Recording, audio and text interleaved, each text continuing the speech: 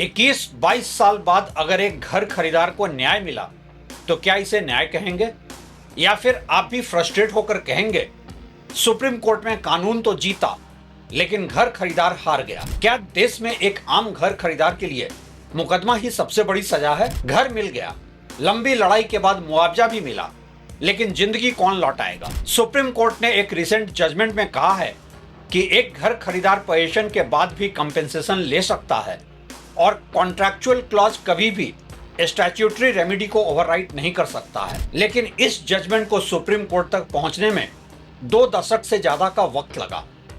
क्या यह प्रोसेस ही पनिशमेंट नहीं है घर खरीदार के लिए? क्या ऐसे मामलों में स्पीडी ट्रायल नहीं होना चाहिए? मैं आज सिर्फ एक सुप्रीम कोर्ट जजमेंट का विश्लेषण नहीं कर रहा हूं। मेरी असल कहानी है एक आदमी की जिंदगी के 20-22 साल। ये सिर्फ एक रियल एस्टेट कंपनी या कोऑपरेटिव सोसाइटी के खिलाफ जजमेंट नहीं, बल्कि justice delayed versus justice delivered की कहानी है। और कहानी है ये उस बेबसी की जहां एक प्रताड़ित घर खरीदार को अपने हक की आवाज उठाने से भी डर लगता है।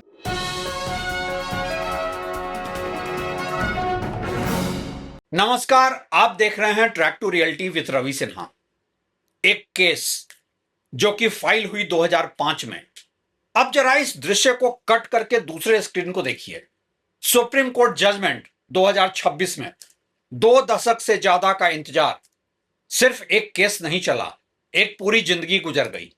सोचिए, अगर 2005 में कोई आदमी 35 साल का था, 2026 में वो 56 साल का हो चुका है। जब उसने घर खरीदा था उसकी बेटी नर्सरी में पढ़ती थी, आज उसकी बेटी के बच्चे स्कूल जा रहे हैं।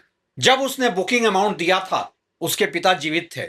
जजमेंट आने तक वे इस दुनिया में नहीं रहे, और जब तक रहे मायूस रहे एक ठगे जाने के एहसास से। और तब आखिर में देश की शीर्ष अदालत कहती है पोजीशन लेने के बाद भी होम बायर कंपेंसेशन मांग सकता है, और कॉन्ट्रैक्चुअल क्लॉज कभी भी स्टैट्यूटरी रेमेडी को ओवरराइड नहीं कर सकता। अब सवाल यह नहीं है कि जजमेंट सही है या गलत, सवाल यह है क्या 22 साल बाद मिला न्याय वाकई न्याय कहलाता है? रियल एस्टेट की दुनिया में एक आम दृश्य की कल्पना कीजिए। बायर ने बुकिंग की, एग्रीमेंट है, बैंक पेमेंट का रिकॉर्ड है, बिल्डर ने टाइम से पोजीशन नहीं दिया, डिले स्वीकार भी किया है, लेकिन डिले पेनल्टी देने से अगर मना कर दिया तो घर खरीदार कहां जाएगा? अदालत में। फिर फैसला आने में 10, 15, 20 साल क्यों लग जाते हैं? क्या केस कॉम्प्लेक्स है या सिस्टम कॉम्प्लेक्स है? यही आज का सबसे बड़ा सवाल है। पहली नजर में तो केस बिल्कुल सिंपल लगता है। बायर कहता है मैंने पेमेंट कर दिया, बिल्डर कहता है हां तो कौन सा एहसान किया। अब डिले का रिकॉर्ड ओपन है, ऑन रिकॉर्ड है सब कुछ, लेकिन जज को फैसला सुनाने में सालों साल क्यों लगे? यही सिस्टम का खेल शुरू होता है, जहां बीएनएस कब भारतीय न्याय संहिता से बिल्डर न्याय संहिता बन जाता है पता ही नहीं चलता है। क्योंकि कोर्ट सिर्फ डिले नहीं देखती, कोर्ट को देखना पड़ता है agreement, contract, force majeure, approvals, environmental clearance, occupancy certificate. बहुत सारे सवाल होते हैं कोर्ट के सामने। पेमेंट डिफॉल्ट हुआ, कंस्ट्रक्शन लिंक्ड प्लान था, बायर ने कोई इंस्टॉलमेंट लेट पेमेंट किया, बिल्डर का डिफेंस क्या है, इंटरेस्ट कैसे कैलकुलेट होगा, कंपेंसेशन कैसे तय किया जाएगा, पोजीशन चाहिए या रिफंड, रिफंड चाहिए तो इंटरेस्ट कितना, मेंटल एगोनी, लिटिगेशन कॉस्ट। यानी जो केस बाहर से सिंपल दिखता है अंदर कानूनी रूप से कई प्रश्नों में बंट जाता है। लेकिन यहीं पूरी कहानी खत्म नहीं होती। मानसिक यातना की कहानी तो शायद यहां से शुरू होती है। सबसे बड़ी समस्या केस की कॉम्प्लेक्सिटी नहीं, प्रोसेस की कॉम्प्लेक्सिटी है। कल्पना कीजिए, पहली तारीख नोटिस, दूसरी तारीख रिप्लाई, तीसरी तारीख रिजॉइंडर, चौथी तारीख डॉक्यूमेंट्स, पांचवी तारीख सर्टिफाइड कॉपी, छठी तारीख एप्लीकेशन, सातवीं तारीख ऑब्जेक्शन, आठवीं तारीख एडजर्नमेंट, नौवीं तारीख जज ट्रांसफर, 10वीं तारीख कोर्ट वैकेशन। अब एक सवाल, इन 10 हियरिंग में एविडेंस कितनी बार हुई? केस की मेरिट पर चर्चा कब हुई? शायद एक बार भी नहीं। और इसी के बीच एक और लीगल लूपहोल भी है, एडजर्नमेंट कल्चर।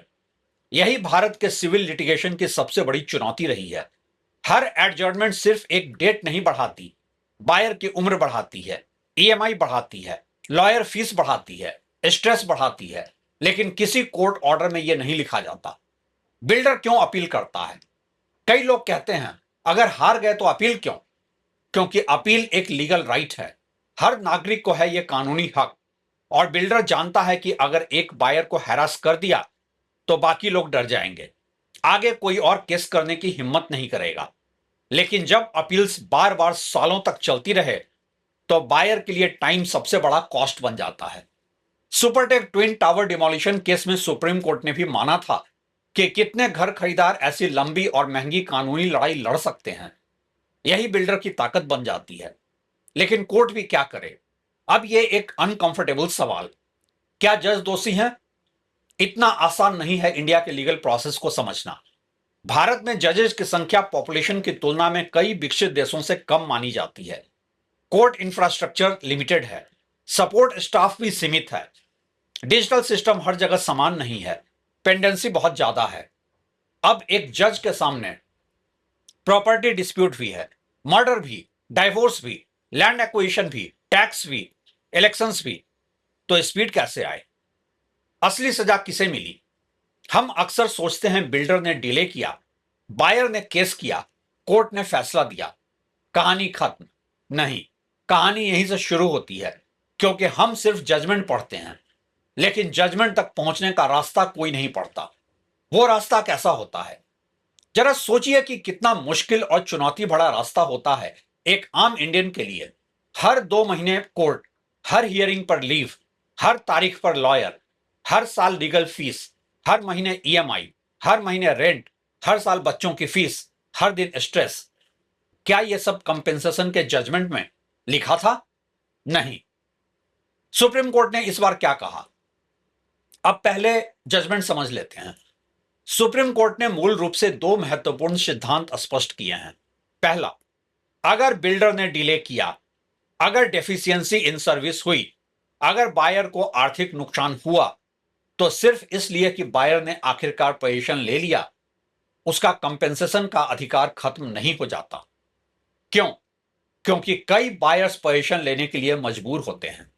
ईएमआई चल रही होती है, रेंट चल रहा होता है, फैमिली परेशान होती है।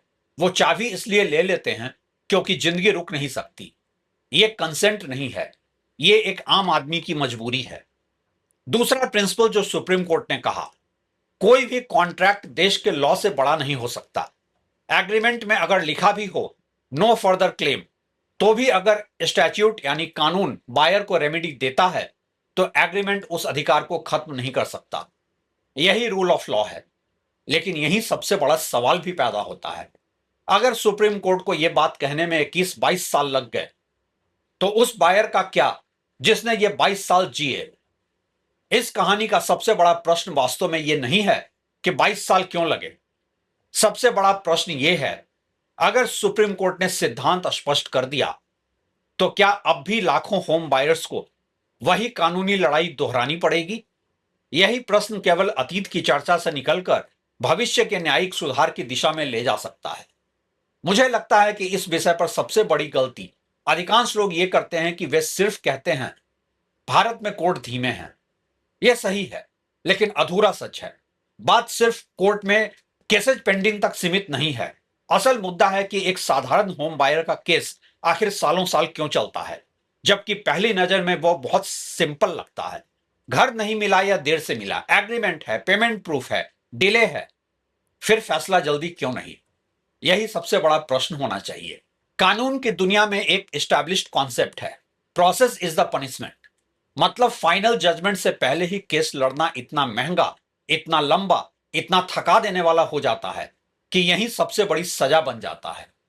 अब मैं आपसे पूछता हूं, अगर कोई आदमी 20-22 साल तक कोर्ट आता जाता रहे, लॉयर्स बदल जाएं, जजेस बदल जाएं, बिल्डर कंपनी बदल जाए, मैनेजमेंट बदल जाए, लेकिन केस चलता रहे, तो सजा किसे मिली? बिल्डर को या बायर को? 22 साल की अपॉर्चुनिटी कॉस्ट को किसने कैलकुलेट किया? अब इकोनॉमिक्स भी समझिए। अगर बायर ने 20 लाख बुकिंग अमाउंट दिया था, 22 साल तक उस पैसे का अपॉर्चुनिटी कॉस्ट क्या था? अगर वही पैसा बिजनेस में होता, म्यूचुअल फंड में होता, एजुकेशन में लगता, रिटायरमेंट कॉर्पस बनता, गोल्ड खरीदा गया होता, क्या कोई कंपेंसेशन इन सब का हिसाब देगा? नहीं। फिर जस्टिस कंप्लीट कैसे हुआ? जुडिशियल डिले किसके पक्ष में काम करता है? यही पूरा इंसेंटिव स्ट्रक्चर समझना होगा। अगर डिले का कॉस्ट बिल्डर से ज्यादा बायर उठा रहा है तो डिले किसके पक्ष में काम करेगा? यही वजह है कि स्पीडी जस्टिस सिर्फ बायर का अधिकार नहीं, मार्केट डिसिप्लिन का हिस्सा है। क्योंकि अगर डिले का कोई कॉस्ट नहीं तो डिले तो बिल्डर की बिजनेस स्ट्रेटजी बन सकता है। मैं ये नहीं कह रहा हूं कि हर बिल्डर ऐसा ही करता है, लेकिन तकरीबन हर बिल्डर की मानसिकता आज यही होती है। और इसलिए सिस्टम ऐसा नहीं होना चाहिए कि किसी को डिले से लाभ मिले। दुनिया के दूसरे देशों में क्या होता है? कई देशों में हाउसिंग डिस्प्यूट्स के लिए fast track tribunals, mandatory mediation, summary proceedings, strict timelines, case management, digital hearings वगैरह होते हैं।